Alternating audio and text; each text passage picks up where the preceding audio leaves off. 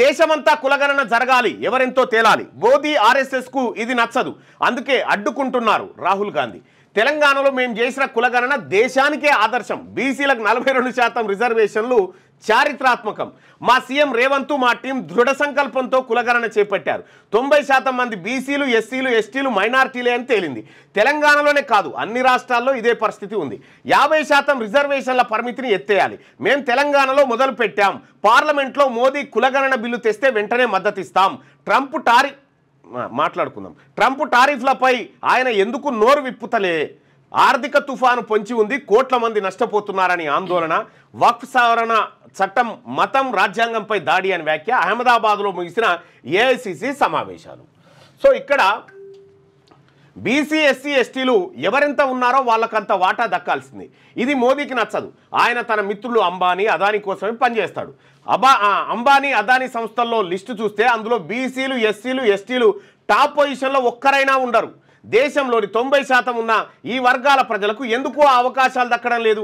ఈ జనం ఏమైపోయినా మోదీకి పట్టదు. అదానికి ఛత్తీస్గఢ్, జార్ఖండ్, బీహార్లో ఎక్కడైనా మైన్స్ కావాలంటే మోదీ ఇచ్చేస్తాడు. ముంబై ఎయిర్పోర్టు, లక్నో ఎయిర్పోర్ట్ అడిగినా, డిఫెన్స్ ఇండస్ట్రీ అడిగినా కాదనడు. ప్రభుత్వ రంగ సంస్థలను ఒక్కొక్కటిగా మోడీ సర్కార్ మూసేస్తున్నది.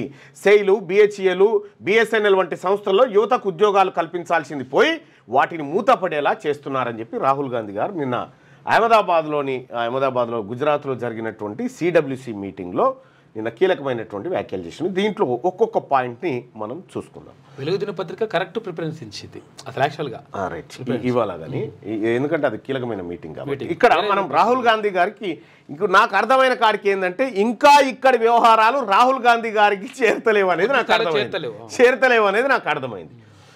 విషయం ఏంటంటే దేశమంతా కులగణన జరగాలి, తెలంగాణలో మేము చేసిన కులగణన దేశానికి ఆదర్శం, బీసీలకు 42% రిజర్వేషన్లు చారిత్రాత్మకం ఇచ్చేసినట్టుగానే ఇప్పటికీ బీసీలకు సంబంధించినటువంటి విద్యా, ఉద్యోగ, స్థానిక సంస్థల ఎన్నికల రిజర్వేషన్లు 42% బిల్లు ఏదైతే పాస్ చేసిరో ఆ బిల్లు ఇంకా గవర్నర్ రూమ్లోనే ఉన్నది. దీనికి ఇంకా రాహుల్ గాంధీ గారు ఏమంటా ఉన్నాడు? పార్లమెంట్లో మోదీ కులగణన బిల్లు తెస్తే వెంటనే మద్దతు ఇస్తామని చెప్తా ఉన్నాడు. తేవడానికే మీరు ఒత్తిడి తేవాల్సింది. రైట్. ఇక రెండొక విషయం ఏం చెప్తా ఉన్నానంటే దేశానికే ఆదర్శమైంది. ఎక్కడో రాసిగా మా సీఎం రేవంత్ మా టీం దృఢ సంకల్పంతో కులగణన చేపట్టారు. 90 మంది ఎస్సీ, ఎస్టీ, బీసీలు అని తేలింది. తెలంగాణలో కాదు, అన్ని రాష్ట్రాల్లో ఇదే పరిస్థితి. 50% రిజర్వేషన్ మేము దేశానికి ఆదర్శమైనటువంటిది కులగణన చేసినామని చెప్పి వీళ్ళు చెప్తా ఉన్నారు. బహుశా రాహుల్ గాంధీ గారిని ఇంకా మభ్యపెడుతున్నట్టు నాకు అనిపిస్తూ ఉంది. తప్పుతో 100% పట్టిస్తారు. సో ఆయన ఈ కులగణన లెక్కలు తీసుకొని పోతే బొక్క బొర్ల పడకపోతే అడుగు దేశంలో పోతుంది. మరి పోకపోతే ఏం చేస్తుంది? ఇక్కడ మనం గమనించాల్సిన అంశాలు ఏంటి అంటే, ఒకటి ఈ కులగణన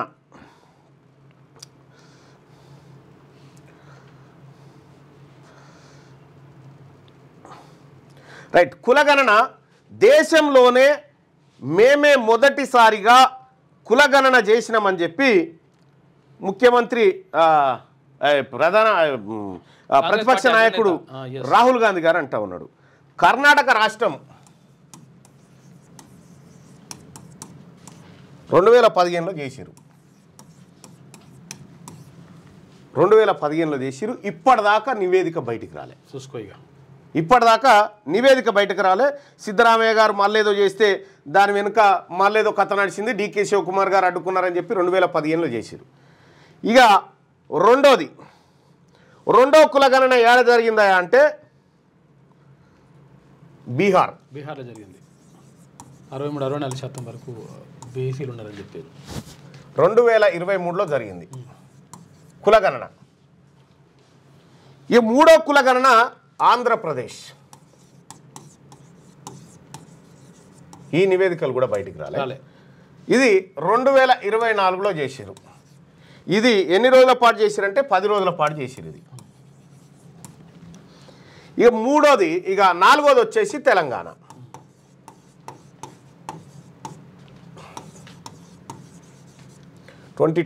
లో చేసిరు. ఇవి ఇచ్చేసినాయి. అయితే ఇక మనం గమనించాల్సి దేశానికే ఆదర్శవంతమైనటువంటిదని పాపం రాహుల్ గాంధీ గారికి వీళ్ళు చెప్పినట్టును పాపం ఆయన ఆ భ్రమలో పడి తిరుగుతూ ఉన్నాడు కావచ్చు అనుకుంటున్నాను. విషయం ఏంటంటే మన కులగణన తప్పు అనేది మన ప్రభుత్వం ఇచ్చిన డాటాలోనే ఉంది.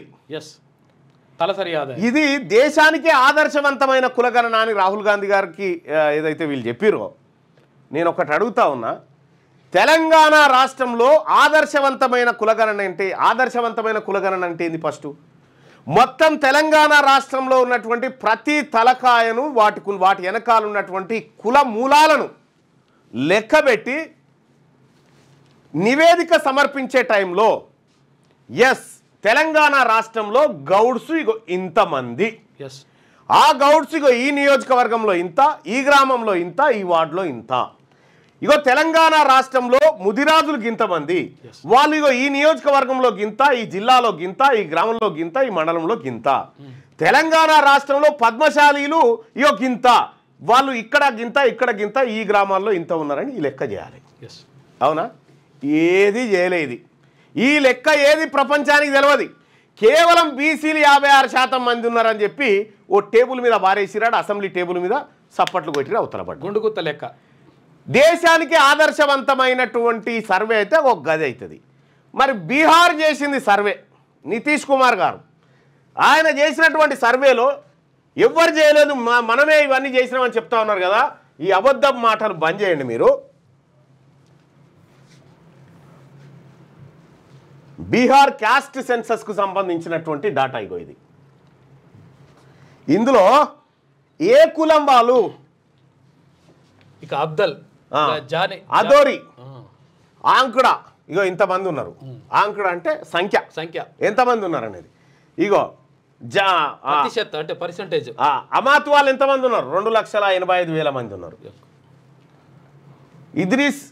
ఇద్రీస్ వాళ్ళు ఇంతమంది ఉన్నారు. ఇట్లా కాపిరియా వాళ్ళు గింత, ఇది కవార్ వాళ్ళు గింత, కగాజీ గింత, కాను గింత, ఇట్లా ఏ కులం వాళ్ళు ఎంత ఉన్నారనేది బహిరంగంగా పబ్లిక్ డొమైన్ లో బీహార్ ప్రభుత్వం పెట్టింది. ఇగో ఇది ఆదర్శవంతమైన సర్వే అవుతుంది. ఇవన్నీ ఏ క్యాస్ట్ కి ఏం సంబంధం? కజారు, కటువా, కతోరి, స్వాటికు, సతోరి, గహి, ఇట్లా ఏ కులం వాళ్ళు ఎంతమంది ఉన్నారని క్లియర్గా ఆ కులము, ఆ కులానికి ఉన్న సంఖ్య, వాళ్ళు ఎంత పర్సెంటేజ్ ఉన్నారు, ఇట్లా లెక్కలు పబ్లిక్ డాక్యుమెంట్లో ఉంది. మన డాక్యుమెంట్ ఏది మరి తెలంగాణది? ఇట్లుండాలి. ఇట్లా ఉంటే ఇది ఆదర్శవంతమైన సర్వే అవుతుంది. బహిర్గతం చేసిండు మొత్తం. ఏ ఊర్లో ఎంతమంది ఏ కులం వాళ్ళు ఉన్నారో బీహార్లో నితీష్ కుమార్ బహిర్గతం చేసిండు. తెలంగాణ రాష్ట్రంలో ఈ లెక్క బహిర్గతం చేయలే, సర్వే 100% చేయలే. మూడోది ఏంటంటే అప్పర్ క్యాస్ట్ లెక్కలు పెంచి ఎక్కడికక్కడ సర్వనాశనం చేసి అది చిత్తు కాగితం కూడా పనికిరానటువంటి పేపర్ను రాహుల్ గాంధీ గారి చేతికిచ్చి ఆదర్శవంతమైన సర్వే అని చెప్పిస్తూ ఉన్నారు వీళ్ళు. ఏం చెప్తాం చెప్పురుగా. ఈ ఆదర్శవంతమైన సర్వేలో ఆదర్శవంతమైనటువంటి ముదిరాజులు ఎంతమంది ఊరో చెప్పు. ఈ ఆదర్శవంతమైన సర్వేలో తెలంగాణ రాష్ట్రంలో వెలమలు ఎంతమంది ఊరో చెప్పు. అది చెప్పరు వీళ్ళు. ఇదంతా డ్రామా. ఈ బీసీ సంఘాల నాయకులను పట్టుకొని ఆహా ఓహో అని గుద్దిపిస్తారు దీంతో వీళ్ళు. ఎందుకంటే వీళ్ళతో ప్రాబ్లం ఏం లేదు కదా. ఏమన్నా ఈ రాష్ట్ర ముఖ్యమంత్రి గారు నేను అడుగుతా ఉన్నా, కులగణన నిజంగా దేశానికి ఆదర్శం అయితే మా కులాల లెక్కలు చెప్పెంతున్నాయి తెలంగాణ రాష్ట్రంలో ఎవరెంతమంది ఊరో చెప్పు చూద్దాం. క్లియర్గా చెప్పారు. బీహార్ జాతి ఆధారిత గణాంక్, అదేది కులగణన గణన. మరి ఇక్కడ కర్ణాటక చేసినట్టు, కర్ణాటకలో ఎందుకు మొన్న కూడా మళ్ళా వీళ్ళు చేస్తే ఇది కాంగ్రెస్ పార్టీ ఈ నివేదికను కాంగ్రెస్ పార్టీ దొక్కిపెట్టింది. ఇది ఎన్డీఏ సర్కార్ చేసినటువంటిది, ఎన్డీఏ కూటమి చేసినటువంటిది. ఇది పర్ఫెక్ట్గా బయటకు వచ్చింది. ఆంధ్రప్రదేశ్ లెక్క జగన్మోహన్ రెడ్డి సారథ్యంలో బయటికి రాలే.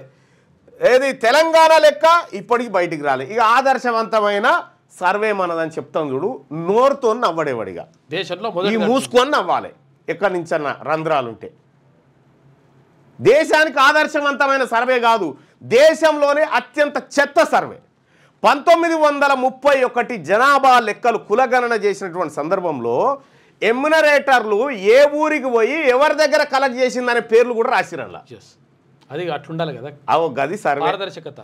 ఈ సర్వేలన్నిటినీ తొక్కిపెట్టుకుంటూ ఈ ప్రజలకు తెలంగాణ రాష్ట్రం రాహుల్ గాంధీ గారు నేను అడుగుతా ఉన్నా, దేశ ప్రజలకు వాళ్ళు ఎంతమంది ఉన్నారో తెలవాలంటూ కదా, మరి తెలంగాణలో ఉన్నటువంటి ముదిరాజులకు ఎంతమంది ఉన్నారో వాళ్ళకి తెలవన్నా వద్దా? తెలంగాణ రాష్ట్రంలో యాదవులు ఎంతమంది ఉన్నారో వాళ్ళకి తెలవన్నా వద్దా? తెలంగాణ రాష్ట్రంలో పద్మశాలీలు ఎంత, లేకపోతే మున్నూరు కాపులు ఎంత, లేకపోతే నాయ బ్రాహ్మణులు ఎంత, సాకరోళ్ళు ఎంత, మంగళోళ్ళు ఎంత, కుమ్మరోళ్ళు ఎంత, కమ్మరోళ్ళు ఎంత, విశ్వబ్రాహ్మణులు ఎంత, వీళ్ళందరి లెక్క వాళ్ళకి తెలవాలి కదా. మరి వాళ్ళకి ఎందుకు తెలవనిస్తలేరు మీరు? ఇవి ఈ లెక్కలు ఏడ దాచిపెట్టిరు?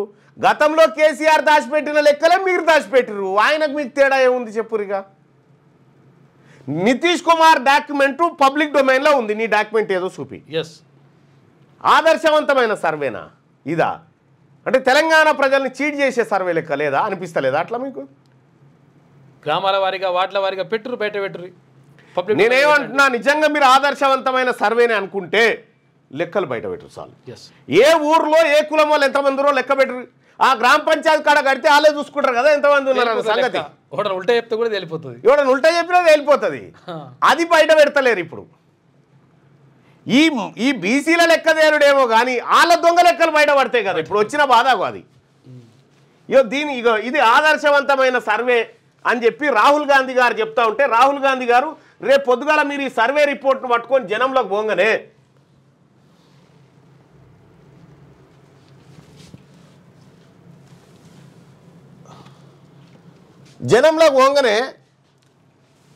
బీజేపీ వాళ్ళే ఎక్కిరిస్తారు. ఏం సర్వే నాయనా అని చెప్పి ఎక్కిరిస్తారు. మన సర్వేలోనే మనం ఇచ్చినటువంటి సోషియో ఎకనామిక్ అవుట్లుక్ 2024-25 బుక్కులో మనమే 4,21,00,000 మంది జనాభా తెలంగాణ రాష్ట్రంలో ఉన్నారని మన ప్రభుత్వమే రాసి, మన ప్రభుత్వమే తెలంగాణ జనాభా 3,70,00,000 అని చెప్తే 51,00,000 మంది ప్రజలు ఎటుపోయిర్రు, ఏమైపోయిర్రు? ఇది ఆదర్శవంతమైన సర్వేనా? జనాభా లెక్కలు లేరన్నట్టు 50,00,000 మంది, 51,00,000 మంది.